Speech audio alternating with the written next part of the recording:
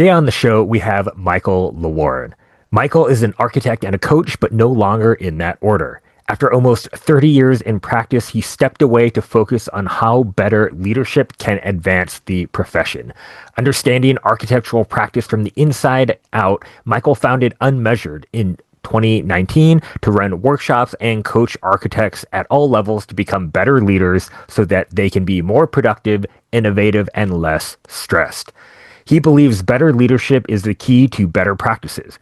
Practices with good leadership work more efficiently and effectively, have more engaged and happier staff, and are more agile and adaptable. You can measure KPIs, profit and loss, and social engagement, but you cannot measure leadership. Fun fact, his new South Wales Architects registration is 10007, and he has a license to skill. Welcome, listeners, to another episode of Origins, A Creative Journey. Today, we are lucky to have Michael Lewarne on the show. Welcome to Origins, Michael. Thanks, Rick, and thanks, Chris. Great to have you, my friend. Could you please tell us about your origin story? Tell us about the creative journey that got you to where you are. I think it has to go back to my childhood, kind of obviously, perhaps. And I think the really remarkable thing in a way of my childhood was that both my parents were teachers. And so that meant that I had them at home every school holidays, which now having child is kind of like a luxury. But the other thing was that they both had creative practices themselves. Even though they were science teachers, they loved doing crafty things. So my mum spun wool and weaved and did other bits and pieces. And my dad was a potter. And so we used to do that with them to a point, more potting than weaving or spinning, because I wasn't great at that. Mum would dye wool and all those sorts of things. But we had like a giant brick kiln in our backyard. And so school holidays might be like firing the pots, which was pretty cool because that would go all day and it would be like this big monster in the backyard breathing fire and stuff. And Dad was kind of like, they were both curious about things. So we did batik and paper making and things like that. And I'm an introvert as well. And so often in holidays, I would just love like making models. Like I really got into balsa models, balsa planes, things like that. And my aunt was into oil painting. And so she taught me how to do that. So I would always, like I was quite happy entertaining myself with construction models and things like that. And so like I was always a fairly kind of creative maker as a kid, but I was also quite good at maths. And unbeknownst to me, my grandfather had been an architect, but never practiced, well, only practiced for a very short period of time. And so my mum was kind of familiar with that. And quite early on, maybe when I was 14 or 15, she said, I think architecture might be a good pursuit for you. And it seemed like, always felt like a good fit. And so it didn't actually take much decision for me in terms of what I wanted to study. There was always this kind of thought in the back of my mind that maybe aeronautical engineering would be cool, but the marks are actually higher for that. So architecture was always my first choice. And so I couldn't really say that aeronautical engineering was ever a fallback position. It wasn't really ever an issue because I got into architecture at uni and I loved it. I loved it from the first day. I loved doing the drawing. I loved doing the kind of creative, the design, and even kind of the more technical bits of it I quite enjoyed until, I don't know, later on down the track. But one of the things I think about it, as I think back, was that I was always a little bit like aware that there was a particular way of thinking in the world and being in the world as an architect. And I think architects are notorious for being like having like the cliche view of the architect. I mean, that comes from somewhere, and I think it comes from the education. So when I finished uni, I was a little bit jaded. I'd spent some time traveling around. I'd taken an extra year off in between my 2 degrees and spent time traveling the world. And that, like, I spent a lot of that doing like visiting architectural sites, but I kind of rubbed up against other people who were like from totally different backgrounds. So that kind of just showed me a little bit of like culture and different ways of thinking. And when I got to the end of architecture, I really had, I guess, a healthy skepticism about the profession. And when I graduated, the other thing was that there was a huge recession. It was like the mid-early 90s, and there was a big recession on in the world, and it was pre-digital. So that meant if I wanted to get a job, it was like schlepping an A1 portfolio around from office to office with the likelihood of getting rejected. And I was just like, I really can't face doing that. And I thought, I'm going to go do something else. And so I actually kind of used my first year out of uni to do a whole lot of different things. Knowing that things might find me, I actually ended up with like a small part-time job for about 6 months, doing 2 days a week in like with a sole practitioner. But the rest of the time I was working in we call a bottle shop. I think you call a liquor store, or I can't remember. Yeah. And like I ended up being like an assistant manager there, selling fine wine, and that was fun. And that kind of gave me a few extra skills. I also knew that one day I would probably work for myself. And so I went to what's called a TAFE, and I don't know what the equivalent would be in the US. It's not a college or a university. It's kind of the institution where you learn practical skills, like tradies and so on would go there, or like commercial illustrators or something like that. Like it wasn't an art school, it was like the practical side of things. And so I did a small business course there, which I didn't quite finish, but I did all of the things that I needed to do in order to understand what that might be like. I did like a jewelry course. And in the course of all of that stuff, I also kind of had some friends who were also artists, and they were working in an art shop, and they introduced me to a whole bunch of other artists who had a studio, and I started making lights and doing architectural models and like actually doing practical stuff. And so I took a space in that studio, and that was hugely influential about the way I suddenly saw the world, because like artists just think totally different to architects, and they make stuff that's really beautiful but really roughly made, and it really confounded me, because it was just like this is one guy, Simon, and I went up to him one day and I was like, oh, like I was an asshole. Like I was an arrogant architectural graduate. I wasn't saying I was an asshole. I was just a little bit arrogant, and I thought I thought I knew how things should be in the world, and how things should be made perfectly and prissily and like neat and like really crafted and honed. And he was making this really beautiful sculpture, but quite roughly. And it'd be like, oh, like I really love those as maquettes, but you know, aren't you going to make them like super neatly and beautifully? And he kind of looked at me really blankly, like he had no comprehension whatsoever of what I meant. And he was like, what do you mean? That's how they are. And I was kind of like, my mind was blown. I was just like, oh shit. It's like, it just showed me there was a whole different way of seeing aesthetics and making stuff, and how things should be in the world. And I guess it was the first time that I fully experienced this thing of rubbing up against people that have a different way of seeing the world and thinking about things, and the value of that. So it kind of started shifting my thinking. And so about kind of 2 years, a year and a half after I'd kind of been on this journey of doing other shit, an old teacher of mine offered me a job, and he's an amazing architect. He did housing, and I was really interested in working on housing as opposed to houses, and like urban design stuff. And so like big picture, like important issue type architecture, so to speak. He had like this really flexible work arrangement and so on. And so I was able to I still did a bit of work in the bottle shop. I still was able to kind of keep the artist studio space going and do other stuff. And I started getting into making lights and trying to do those sorts of things. Although actually being with a bunch of artists, I was also kind of, things slowly started shifted more towards making artworks, sculptures and things like that. And being also an architect and being kind of influenced by doing stuff in the site specific, I started shifting towards doing site specific artworks.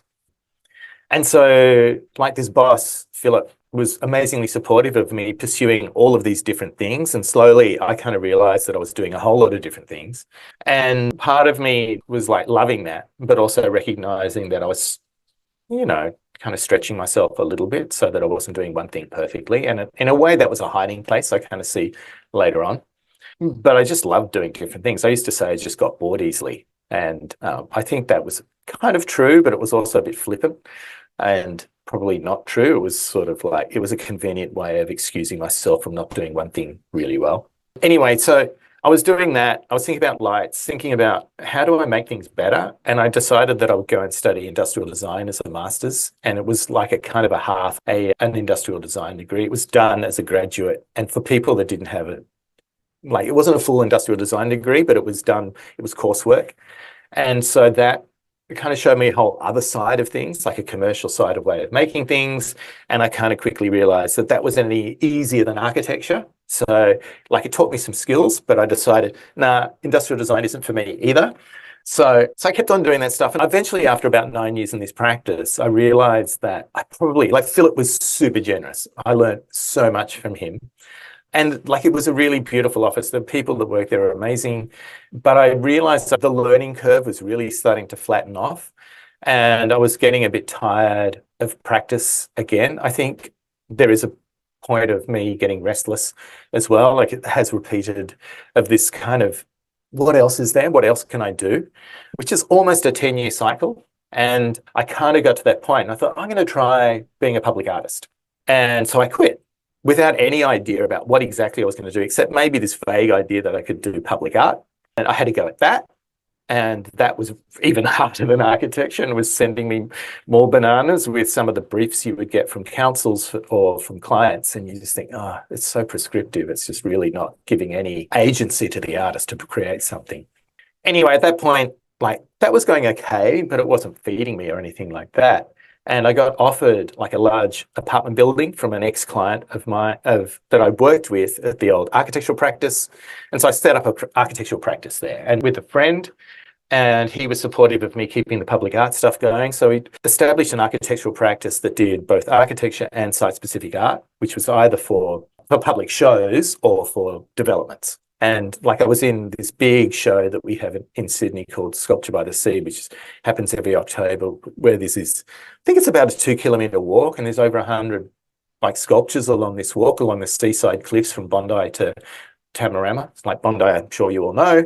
The other one is like a couple of beaches around, and it's really beautiful. It's fantastic. And it's so well attended, like ridiculously. It's just packed. And so it's really special to be involved in that.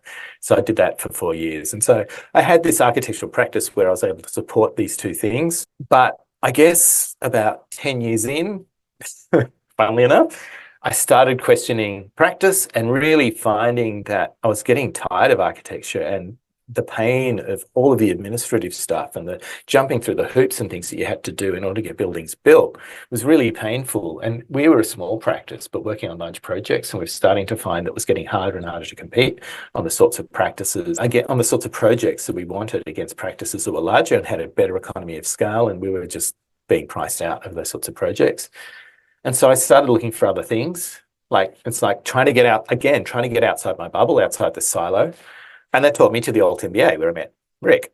And that was a deliberate attempt to kind of go, okay, I need to get outside of architecture and start to rub up against people again who have an entirely different way of seeing the world, an entirely different education and, brainwashing. Like, uni, in a way, brainwashes you, or at least teaches you a particular way of thinking about things. And even just practice, like working in a profession, there's a very particular methodology or way of seeing the world. And so I didn't really have any idea about what the Alt MBA would be about, other than I would meet a whole lot of people from around the world who thought entirely differently to me. And when I did it, it was a bit ridiculous because there was no Australian cohort. So I was doing it in the middle of the night, and I was getting up at 4 a.m. to do stuff and doing an all-nighter for the Sunday all-day thing. So it was ridiculous. I was totally exhausted at the end, but it blew my mind. And it took me on this new journey that I'm on now, where I kind of was like, oh, you know what? Architecture sucks as a practice, but architects are amazing, and architects need help doing some of these things on leadership and on all of the human skills that the Alt MBA teaches you. And so I actually look at that, and what I also recognized in that was that I was always splitting my attention, and that I needed to actually give full focus to one thing to try and do it well and to try and make it succeed. And so that's where I am at now, but I still see this as part of my creative practice, because I'm still designing courses and trying to think through, like, make mistakes and put myself out there and do all that shit. So I've probably skipped some things, but that's kind of brought me to where I am now. I know I did kind of skip through some stuff really fast, but in the interest of brevity, I'll leave it there for the moment. But feel free to help me fill out bits that might be curious or might have glossed over. This made me so happy because, okay, it's Chris. He's got to tell stories. When you were coming on the show, I was telling Rick, when I was a little kid, I remember being in elementary school and we had to lay out my bedroom and I drew it all up. And my dad goes, maybe you should be an architect. And my family kept introducing me to things and I was doing things. And I finally got to high school and we had an architecture course and I couldn't wait. Like, my whole life, this is what I wanted to do. And my teacher sat me down. She goes, you're never going to make it in this career, because what you were saying, like, I was sloppy. Like, it's all about this preciseness. And I just was like, oh, this is not for me. But it's funny, when you were coming on the show, I was like, oh, I wanted to be an architect. And I couldn't remember why I stopped that dream. But you hit it. It was this whole, it's totally different mentality state. So thank you. But what I find interesting in your story is that it's like these 10 years blocks of yours of all this play here, play there, play here, like absorb stuff. And just osmosis on building Michael to be Michael by breaking the mode. And you even said out of the bubble, like you get in this bubble and you just want to break the bubble. So when you're in this bubble and you're like, everything's great, and then does the bubble start to like unravel quickly, or is it like a real bubble that it's, oh God, I got to get out of here. I got to find the next thing. And how do you deal with that? Because I live that world. Yeah, I mean, it's an interesting question because I have thought about this, not for the podcast, but it's occurred to me in the past, and it's like, what's going on there? And I think it starts as this nagging feeling that you don't know what it is, that I guess it's like this, you're not feeling quite as satisfied by something as you were when you first started. And I think it's this feeling of, oh, there's got to be more, or I'm not entirely happy, or I think sometimes it's like dissatisfaction. But it's also when the dissatisfaction meets this desire to learn more, to do something new, to stretch yourself again, it becomes distilled into this moment of, oh, I need to go find this and do this other thing. And so in a way, the 9 years I had at this practice, Hill Thallis with Philip, some parts of that were satisfied because, you know, I went and did like an industrial design degree part-time while I was still working on architectural practice. I was still kind of working on artworks and things like that. And so maybe the 10 years is stretched out because, you know, some people might have a 7-year itch. I mean, maybe I have a 10-year itch because I can kind of satisfy some of my needs by combining a whole lot of things. So, for example, like a super simple example is when I quit the bottle shop. It was like, I was enjoying it, but then we were about to hit another Christmas rush. And I was like, oh, it's so boring. You have to work long days. And I was like, I could quit. And then I was just like, it was just that moment, like a flash of recognition. I was like, well, of course I could quit. I mean, I quit, but then I worked part-time because it was fun and it was good to have the extra cash. But I think there was a point with the architectural practice where I probably had a year of feeling slightly dissatisfied, and I literally quit at the end of the year. It was literally going into what is our summer holidays before Christmas. And there was a whole lot of other stuff going in my life as well. Like I broke up with a long-term partner and things like that. But I don't think that was, like, I think that was a separate thing. But like I listened to A Slight Change of Plans, the Maya Shankar podcast. And in one of them, they've talked about the easiest way to make change happen is to do lots of big changes all at once. And I look at that time and I think, oh, that's exactly what happened to me. And so I don't know that they're not connected, but they weren't specifically connected per se. But I think I had about a year period of this nagging feeling that there's got to be more. I'm not getting satisfied. I'm feeling like, to be fair to Philip, like he was amazing, but there was a point at which I felt like the buck stopped with him, but not me. And so I didn't have the agency and autonomy that maybe I craved at that point and that level of experience. And so it was like, I don't quite know what's next. Maybe public art is. And so I quit that.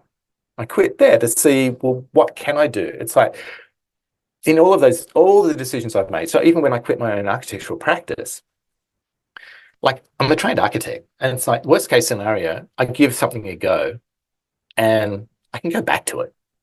And I did. I mean, as the case may be, and I started my own practice, but that was not necessarily the intention. And so some people go, oh, you quit your job. That was a risk. And it's like, well, it's kind of not. It's like, it always feels like an easy decision.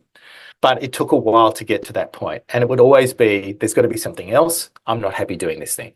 That's super fascinating, Michael. And I'd love to hold on to a thread I heard there about it's not really a risk to quit my job. Because I feel like there is just a lot of fear for most people around the idea of quitting one's job. And to your point, it's like there's recessions and larger, macroeconomic forces that seem to be outside of our control. And yet I agree with you. You're like, oh, just quit the job. Like, if you don't like it, just stop. But for so many people, especially when you're like, oh, well, I have kids, I have a family, I have a mortgage, I have all of these financial needs now. that I have to somehow support. Can you maybe walk us through how you think about that, or in terms of maybe risk management, or just like how that isn't a difficult decision for you? So I have to call out some privilege in that regard, in that when I quit the architectural practice, I was staying in like a friend's family's rundown house. I was paying like very small amount of rent for, so I had savings. So I knew that I had a certain amount of time before the financial pressures would become a problem. And similarly, when I quit my own architectural practice, I had some inheritance. And so I had that. Like, I totally get the financial stuff is hard. And I've had clients who've been kind of on that, and they're like, I can't last for very long. I can't just quit because I can't last for very long without any income. And to a point, it's like better the devil you know. And so I think it comes down to how you think about decision making. And it's that thing of, the way I think about it is that I know I've got multiple decisions or multiple possible outcomes that can come of this. And so, when I've talked to clients about it, it's like, well, maybe you don't quit outright. Maybe you ask to go back to part-time, or maybe you can start to look around for another job, like lots of people do. And so see if you can actually find a job before you do quit. If you're taking a bigger leap on something that is totally unknown, like starting your own business or something like that, well, that's hard. And I don't think there's really an easy answer to that. I think it's sometimes you just got to back yourself, and that's easier for some than others. Like some people just have that knack of just jumping off the cliff and building the aeroplane on the way down. Others are like, I want to have that aeroplane built, polished, like test flights and everything done before I go off that cliff. And I totally get that too. So when you have a family, maybe you've got like kids and like substantial, and a mortgage and like substantial financial commitments, then that's hard. For me, when I quit my practice, it was just me and my daughter. I didn't have a mortgage. I still don't have a mortgage. But in fact, part of the reason for not having a mortgage is that I have all my life, like everyone thinks they want to own their own home, particularly in Australia. I think it's the same in the US. Well, but I always saw that as an impediment to having a slight freedom to what I do, because if I don't have a mortgage, I can take a few more risks in terms of the financial burden's not great.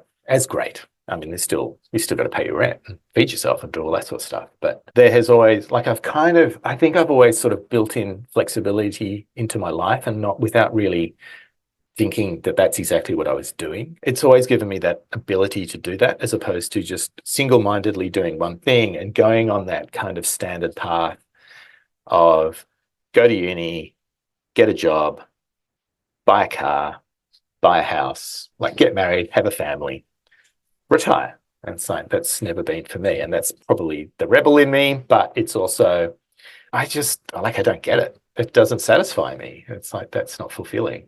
So I've kind of gone off the track. I'm not sure. I think, like, I have thought about this because I've had clients in that situation. And I think it's a matter of sitting down and thinking about all of the possibilities in terms of what could you try, what will work for you, in terms of maybe it's just sitting down for a year and scrimping and saving it, like just really being a tight ass for a year. So you've got savings. So you've then got that float in order to take the leap. Like, that's an option. It probably depends on who you are and what you're doing and like all of those sorts of things. Does that answer the question in a rambling sort of way? It did for me. By the way, I freaking love you because there's so many similarities and differences that I'm going to pick your brain like you wouldn't believe right now. Okay. The house thing, I get. Like, I live in LA. I don't own a house. Me and my wife just like, screw Wisconsin. We're done with this place. Screw Seattle, and the ability to just move, and it doesn't tie you down. So I've never had that fear like yourself. I'm fascinated because I have what I call my immigrant mentality, that if I don't have a job for somebody, I'm a loser. Like, that's been ingrained from an immigrant mentality in my head. So you fascinate me. You're like, screw it. But there's got to be something that, terrifies you. Like mine is, again, I don't have the job. What is it that's the hardest part for you, or the most difficult part, or the challenges part to this amazing story you're telling us. I would actually say that there hasn't been a hard part until the last 3 years trying to do this thing. It's like everything felt like, maybe this is my privilege or something. Like, it felt easy. It felt natural. It felt like that's just the thing. That's what I'm doing. And it felt like the intuitive decisions that I made were always the right decisions. Like, I don't know. I mean, I can see other paths that I could have taken that might have been amazing and might have been better. And I might have gone further and been more famous or more successful or whatever. But like, I've had a really amazing life and I've loved it. But now I'm going out on a limb, like setting up a business, coaching and running workshops for architects on leadership is fucking hard. And it's like, they're a fucking tough crowd. And all of the things, I can do that bit of it, but all the things, the business side of things, which we weren't great at in our practice, but we were good enough, are now not good enough for me. Like, doing the selling, like that, like, I'm an introvert. I hate doing the selling and I hate reaching out to people and I hate doing like stuff like one-on-one. Once I'm in a call, I'm totally fine. But actually getting to that point is really fucking hard. And I've had a number of crises of confidence over the last few years where I have thought, I think I might be in a cul-de-sac. I don't think I can make this work. And the reality is that I'm giving myself to the middle of the year to make it sustainable because it's just not right now. But I feel like I've got, like, all of the stuff that I've done has got me to the point where if this doesn't work, then I don't know that anything will. And I'll feel like I've at least had a go. But the hard part is now. It's like running a business, getting the business to be sustainable and selling to a market that is a tough crowd. Like, architects aren't well paid, partly because their own fault, but partly because design is a gas and it fills all available space. And, you burn money in practice unless you're business savvy, and architects aren't taught that either. And also, Rick and I have had this conversation in the past, that architects are like really multi-skilled and like are across all sorts of different parts of work, like whether it's the creative side or the business side or like communications or dealing with contracts or like all of that stuff. And so they're, classic generalists. And so all of these other bits and pieces, it's like, oh, we can do that. We don't need help doing that. And so sometimes I find it challenging. And this year, or the last, I guess, 6 months, I've been trying not to tell that story because I feel like that's a hiding place and an excuse for me not to be better at selling my stuff. But it is still the reality. Speaking to people that sell consultancy services of whatever sort, whether it's copywriting or marketing or whatever, they all say the same thing. That said, there's still definitely a market there. I just need to find the right people, but that's hard. And the only way I've got through it is, like, I've got amazing friends who are always there for me, who are coaches or just incredibly generous, thoughtful humans who have pointed me to a different way of thinking about it or given me support, and just consistently telling myself just to be persistent. Like, that's my word for the year, to be persistent and just to keep going, because all of those things that make you really uncomfortable, and there's still so much that makes me uncomfortable. It's like, the more you do it, the easier it gets. And I keep on telling myself that. And it's still not getting easier, but hopefully one day it will. Like, as I tell people, like, sometimes you teach the things you need to hear yourself. So it's like, one of them is like, you overestimate what you can do in a day or a week, but you underestimate what you can do in a year. And it's just like, I keep on reminding myself that. And it's just like, what's one thing, like, I just try and remind myself, what's one thing I can do today that's just going to move me forward? And that could be a tiny little thing. And the reality is that it doesn't always happen. But that's what I try to do. And yeah, these last 3 years have been the hardest for me in terms of my own practice. And it's because I'm actually putting myself on the hook by going, this is the only thing I'm doing. And even within, like, my business Unmeasured, I am trying not to get distracted by other things that I think I could be doing within that, and actually just trying to have essentially one product, like one workshop series now, and then I can do individual coaching. So yeah, it's hard. It's like, it's just keep on going. I definitely hear that. I mean, this is why we're friends, but I so relate to the idea of like, oh yeah, put us on a call. Like, yeah, I'm happy to sell, but then it's getting those sales calls in the first place where I'm like, I don't want to bug people. I don't want to like go out Yeah, there. exactly. And thank you so much for sharing the tough parts and being so real with us in terms of how tough that can be. And you mentioned, yeah, the reality is sometimes you put all this effort into something and it still doesn't pan out, right? Or like you're, oh, I'm doing my one thing a day, and you're like, it's still, I feel like there's not getting that traction. I think you alluded to it, but could you go in to it a little bit more of like what keeps you going in that sense? How does one person, when you are constantly like, oh, I keep submitting to festivals or I keep sending query letters out to publishers or whatever people are doing, and you're still not getting any of that positive feedback from other people, how do you keep going? The thing is that it's not entirely silent.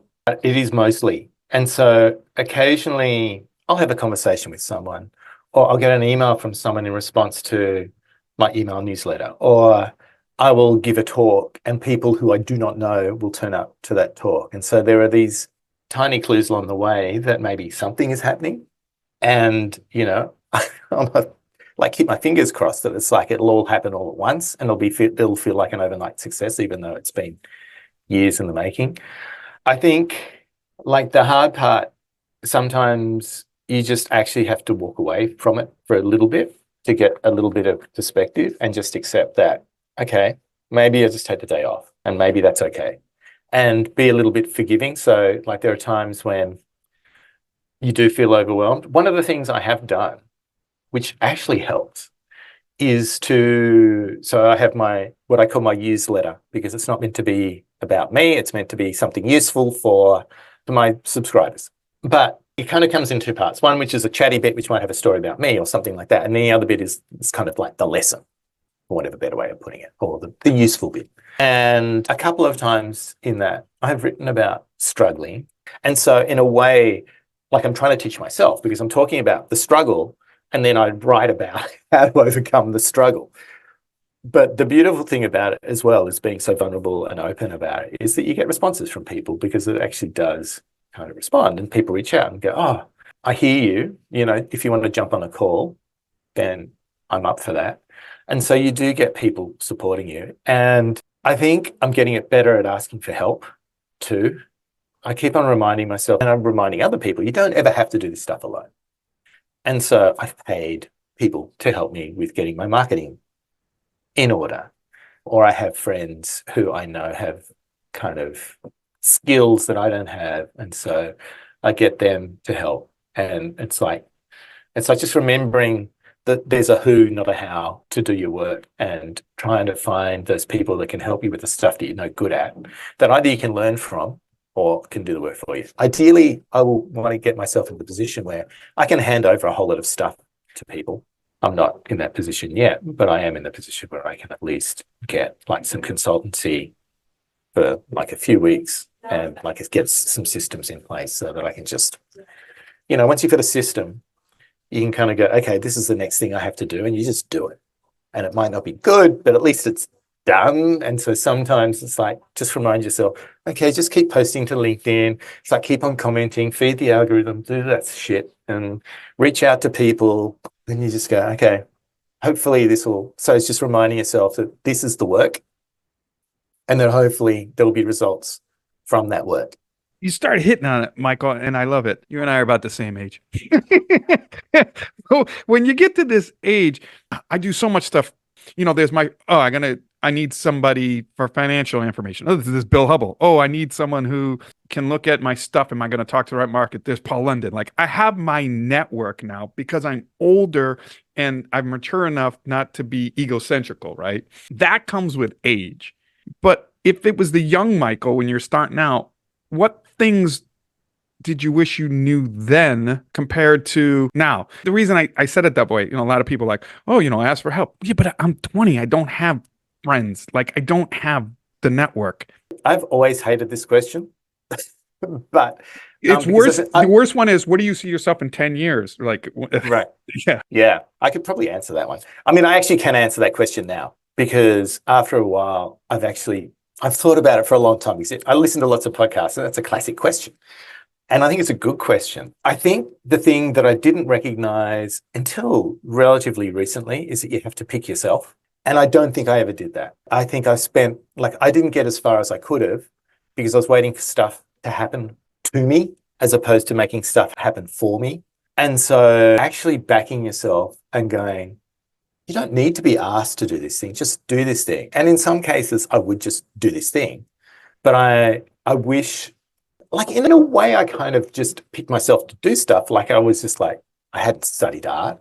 And so but I became an artist. Well, I did some artworks and things like that. So in a way, I kind of picked myself, but not in the way that I should have in architectural practice. Like I definitely, like when I look back at my architectural career, I probably could have pushed myself way harder, way further, and picked myself to do more and not waited for people to choose me to do something. There are probably other things that you could talk about, but I think the architectural career is my substantial part of what I've done. And so all of the other stuff was fiddling around the side. And maybe I could have picked myself for more things like that. But I think backing yourself and knowing that it doesn't matter if you fail, because that's actually how you learn best. I don't think I've had to struggle very much. I would have actually liked to have struggled more. I feel like half the problems I have now is that things have come to me relatively easily. And so I'm not used to kind of knuckling down and working through things, which I really need to do. And I'm not as comfortable with doing as if I had to struggle. But I think I was always incautious in a way. Like I don't think any of the things I did were particularly challenging in my mind. They might have looked wild to other people, but they didn't. And I don't think anything ever felt like a failure. I've done lots of things that have gone wrong, but they never felt like a major failure. Like they're all just learning. But I think I could have actually tried, like push myself way harder with a willingness to fail. And so I think picking myself and teaching myself to be more willing to fail in order to learn are the two things that I would tell myself. I like that a lot. The picking yourself, I think, is so underrated. And I think it's something that's incredibly hard to do. Michael, I'd love to hear if you could maybe articulate what that looks like and how it may or may not be different from sort of the hustle culture of like, oh, choose yourself. That means I only do one thing and I like neglect my health and I have to hustle harder, right? Like, is that the same to you or do those look different? I think they're different things, but let me use an example. So when the pandemic hit and I was on this journey of thinking that I needed to quit practice because I actually quit partway through the pandemic. I can't remember, like in 2021, I think, but like, obviously there was a year leading up to that. And I knew the power, like that was before everyone had really discovered Zoom and things like that. And I knew because I'd seen it work effectively on the Auth MBA. And I thought, well, it'd be really good to start something for architects. And it was just like, I can do that. I started this session called Talking Crap, which the idea was, it wasn't a bitching session about practice. The idea was that we would talk about practice with a view to being, like the original one I structured quite carefully with the view to going, let's identify some problems and start to talk about how we might resolve those problems. And in a way, there was a huge part of me going, who am I to be doing this? It's like, and I thought, well, if not me, then who? And it's like, if it doesn't work, it doesn't work. It's just like, if people go, oh, why the fuck would I turn up to Michael's thing? It's like, well, that's fine. Maybe it's not for you, or maybe you don't think I'm capable. But the only way to find out if I'm capable, first of all, is to try to pick myself, to choose myself. And secondly, it's like, I'll get better at that the next time I do it, or I will build some credibility. But on the side of that, when we're talking about the hustle, I have sort of paused that thing. I started calling it a question of practice because some people are like, oh, it looks a bit funny on my CPD because we do continuing professional development. And I was making it available for that so people could get points for their professional development. And so I called it a question of practice because it's kind of was like, this is all about questioning practice. It's all about my bigger picture thinking about practice, which is where I thought I was starting with unmeasured, but it's sort of become back to leadership. But point being that when I started doing a question of practice, I saw it having a dual purpose. One was that it was kind of leadership within the profession, but two, it had value to me because I was hearing people from architects what their specific problems were and things that maybe I could help start to solve for in a commercial sense. But also I was exposing myself as like it was a generous offering that might come back and help my own practice because I was identified as being a leader and capable of all those sorts of things. So I don't think of it as a hustle. that's how I think about that. I think I've only partly answered your question though, Rick. I feel like you answered the question, but to reiterate to see if there's anything else you want to dive into, what is choosing yourself truly look like? I think starting your own business, coaching architects and running workshops on leadership and saying that I am an expert in this and I can do that, like that, I feel like a big leap. And there was a lot of imposter in that. And so, yeah, that's what it looks like. It's like starting a business where I don't have any formal training in, like I've got on the job training and the kind of slight formality of stuff that happened in the LTMBA. But I had like over 25 years of experience in practice. So I had very specific industry knowledge of the problems and what challenges come up for architects. And so I could address that directly, particularly for a profession that thinks they're unique. And we could argue that point. Like, I think the problems are common, but, it felt like a big thing for me to kind of stick my hand up and go, here, I'm here to help. I've got the skills in order to do that. So, I think that's the best example I can use. I mean, even just submitting works for public art projects, it's like that also felt like that was choosing myself. I didn't go to art school. It's basically the same thing. It's like I've done plenty of artworks in galleries and things with these friends that were in the art studio. And so I had built up practical knowledge and skills from that. And, an architecture degree for site-specific work is pretty good grounding. I mean, to be fair, like Sculpture by the Sea, there's a lot of plonk sculpture where it's not site-specific, but every single thing I did for every foot in the 4 years that I did it were very specifically designed for a specific site on that wall. But like even submitting originally proposals for that felt like kind of a bit impostery. And so that was choosing myself. I was just like, I can do this. But I probably didn't think of it in those terms then. I definitely thought of it in those terms when I started Unmeasured. So I'm really hearing that choosing yourself, because it's going to look different for everyone, obviously, but I think what I'm hearing is it's when you want to do something and you hear that imposter syndrome voice pop in saying, "Oh, who are you to do this?" You say, "Well, I'm me and I'm going to do it anyway." And that is what choosing yourself looks like. Yeah, I could have said it better myself and it would have been much faster. No, not at all. I love all of the practical examples. I think is really helpful to catalyze that, at least for me, to see like, oh yeah, that's what it could look like. And it's going to look different for me as opposed to you. But I think that nature of deciding to do something anyway without maybe permission or without quote unquote the right, air quote credentials or anything, and still just going for it. I think that's what every creative needs to be doing in order to make any sort of dent in the fabric of culture or the world. Yeah. So, Michael, you and I have talked a lot about like our essential nature as rebels who are constantly questioning the fabric of society at every turn. For people where that doesn't maybe come as natural, do you have any thoughts on how you can build up? Because I would argue this is a strength to choose oneself, but are there any things that you advise your clients when they're struggling to choose themselves on how they might be able to practice that muscle and get stronger in that field? Yeah, I mean, I use this too.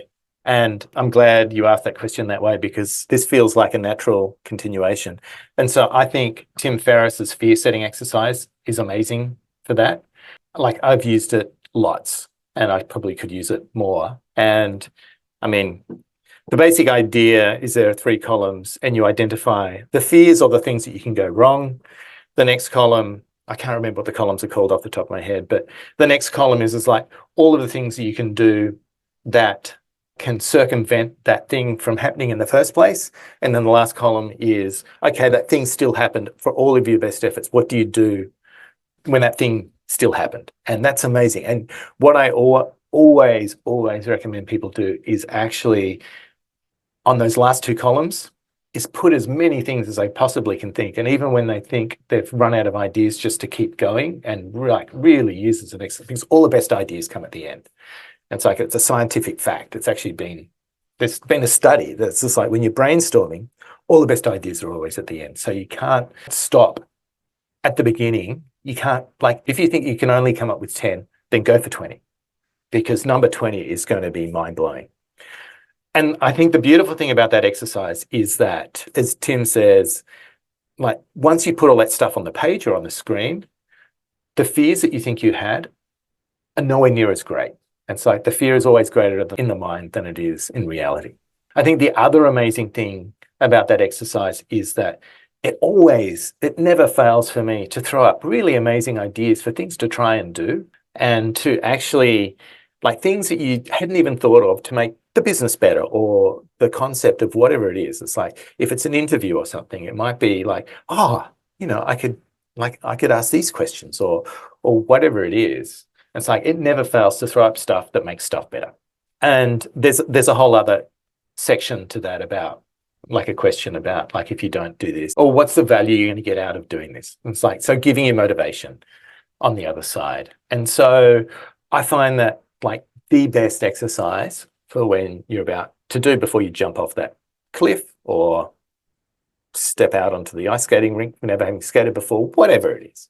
And it doesn't always alleviate the fears entirely, but it makes a massive difference for when you want to choose yourself, because it can help you identify the ways in which you can choose yourself that just feel a little bit more manageable and easier.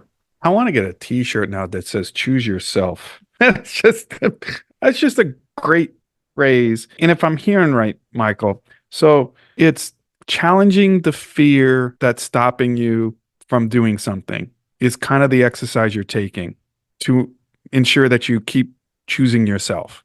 Identifying things to make the fear less substantial, but not only that, it's actually identifying the things that will make it easier to achieve that thing that you're choosing to do yourself, whether it's starting a business, giving a public talk. Like, funnily enough, I did it for a talk that I gave. Like, I was talking about fear setting, and I thought, I'll just do a quick little, like, I didn't really have any fears around the talk, but I thought I'll just do a little exercise just to kind of, as an illustration. And one of the things I put in there was, one of the fears, or one of the things that could go wrong, is that the technology totally fails. And so I put in all of the things that could circumvent that, from having a backup, from having a remote thing, from having multiple devices that could plug in, from actually printing out the whole talk, whatever it is.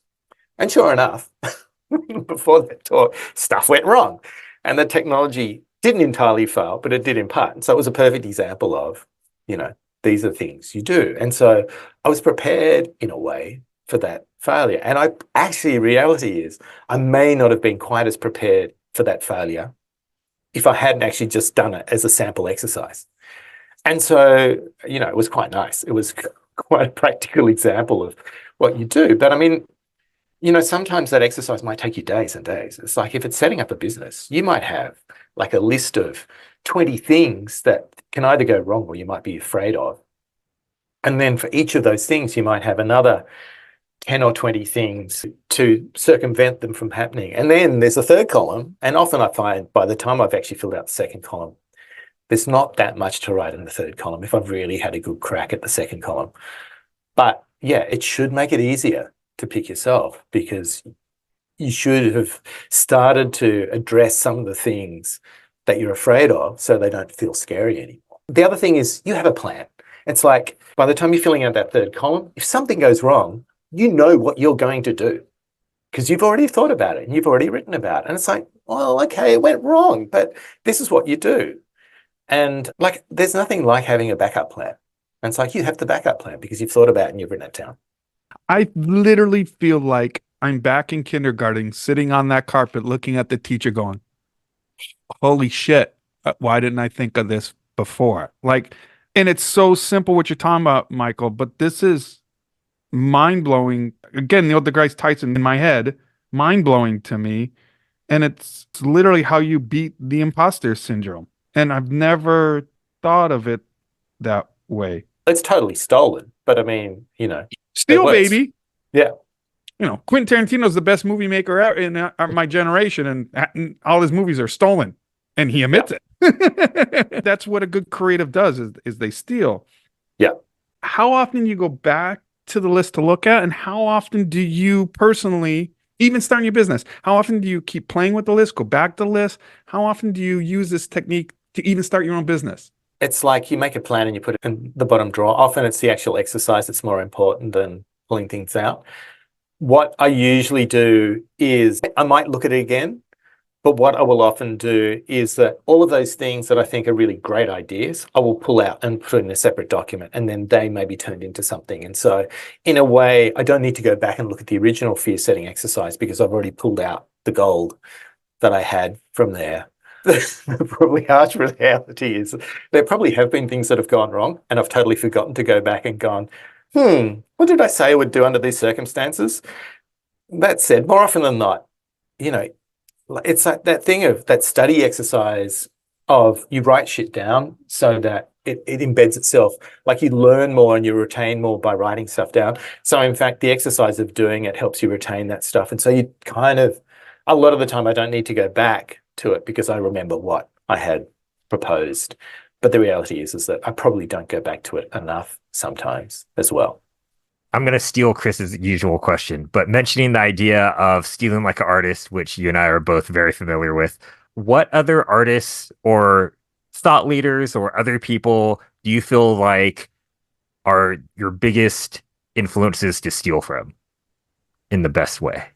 In terms of my work now, not in terms of my artwork, but in terms of coaching and workshops and things like that, like I am a massive fan of Adam Grant. I just find like that's a whole world that I didn't know until relatively recently. And I just find some of that organizational psychology and some of the stuff he writes about totally fascinating and incredibly, incredibly helpful to what I do now, particularly because I'm thinking not just about leadership, but leadership within practice and leadership. I mean, he talks about leadership too, but also how organizations work and how leadership works within an organization. And in the case of like an architectural practice.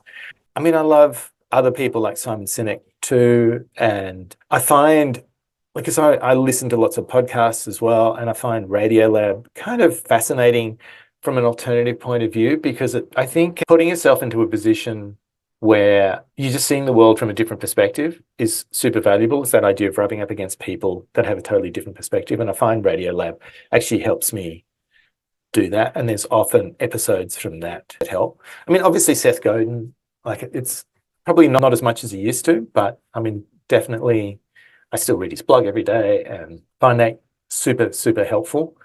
And I like a lot of it, like the people that influence me are often on podcasts. And I think Maya Shankar, Slight Change of Plans, is super fascinating. And I learn a lot from her because she has a really diverse and wide-ranging guest list with all sorts of different scenarios or backgrounds that expose me to things that I just hadn't thought of, like from people that are, you would say, unremarkable in the sense that they're everyday people, they're not famous people, but have had something remarkable happen in their lives. And I think that hearing about that is often super useful because you get exposed to the people that have a voice, and often it's the people that don't have a voice that have the most interesting stories. I think the other person that I think about a lot, and I go back to read his books from time to time, is Richard Feynman. I just think like that idea of, he talks about that idea when he was at university, he would go and sit on a table with biologists, not with theoretical physicists, because he was interested in like exposing himself to another way of thinking. That's the way I've learned to think too. And I think he's totally fascinating, and he has a very interesting way of viewing the world, and he's curious. And, you know, curiosity for me is the most important skill you could possibly have, because curiosity feeds empathy and it feeds listening and all of those things, and humility, which are super important traits of leaders. So I think Richard Feynman is one of the most curious people I've ever come across. And I think that the value of exposing yourself to people that embody the skills that you have is like always a nice reminder of what you should be doing more of. There are probably others. You know, actually, to be fair, there's friends of mine. So Mary, Kirsty, and Pete, who Rick know, like they're amazing.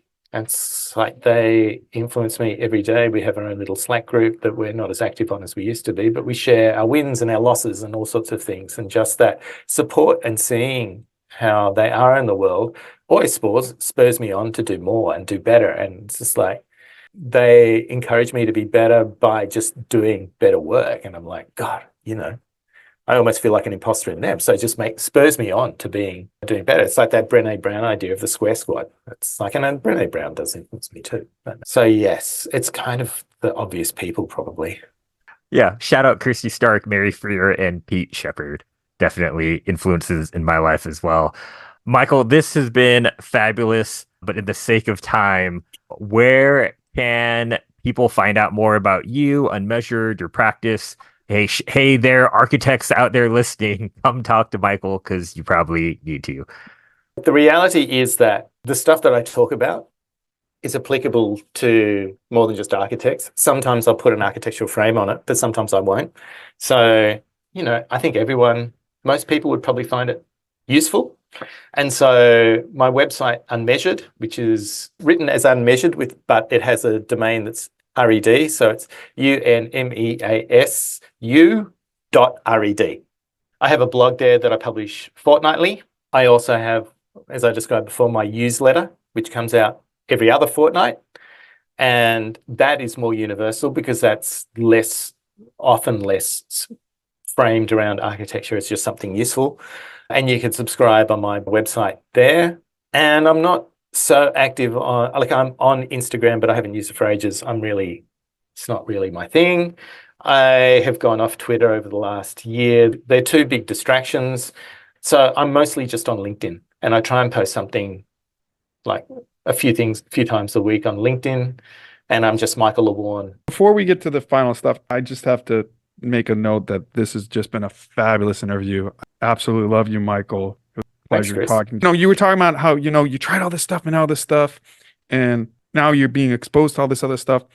You brought up the fact that the best people with the most empathy, who are the kindest and smartest people in the world, are the traveled people.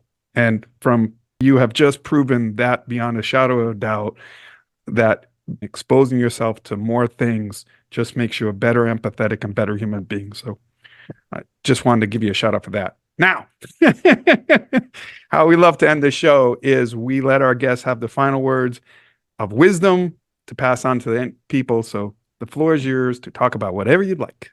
It's been a pleasure. I want to firstly say thanks, Chris. I really appreciate that. That's very kind. And thanks, Rick, too, for lining this up, because it's been super fun, and it's nice talking about these things. You rarely put it all together in the same way that, I probably have never put it together in the way that I did today. I think there's two ways to go in your career. Let's put it that way. One is to be single-minded and to put all your hard work and to expose yourself to as many things in that narrow field as possible and become exceptional and master one thing. And I have utmost admiration for people that do that, because I think they're amazing. They often do amazing work. The other way to go is to be curious and rub up against all sorts of different things. And I think that way you can join dots that have never been joined before. And I think that's when interesting stuff happens. And I find that, it's just interesting, right? It's just like you do other things, and other things that might not be directly related to what you're specifically doing. But often you can pull, that's the fascinating thing about listening to all sorts of different podcasts. It's like suddenly you can kind of see something, you go, oh, you could use that in this way. And I think some of the most interesting problems have been solved in the world because there's an Australian mathematician, Terry Teo, who won the Fields Medal, and he solved some unsolvable mathematics problem because he came at it from a totally different mathematical discipline than other people have been using to solve it. And I think that's the epitome of being creative and creating new things in the world. And it's like actually putting yourself in the position where you rub up against other people, other ways of thinking, other professions or whatever, because the friction is what makes exciting things happen. So I would say that. I think, I would encourage the latter because that's just the way I'm wired. But the former is also worthwhile. And pick yourself, choose yourself. Thank you for joining Rick and myself on another episode of Origins, A Creative Journey, a Designer Con production. Please like this video, subscribe to our YouTube channel, download and listen to us every place you get your favorite podcast. Follow us on Instagram at Origins, A Creative Journey, all one word. Drop us an email for thoughts, ideas, or maybe somebody you'd like us to interview at dconpodcast@gmail.com. And make sure you join us in Las Vegas for DesignerCon, North America's premier annual design convention. All the information can be found, including tickets, at designercon.com. Till then, enjoy your own creative journey.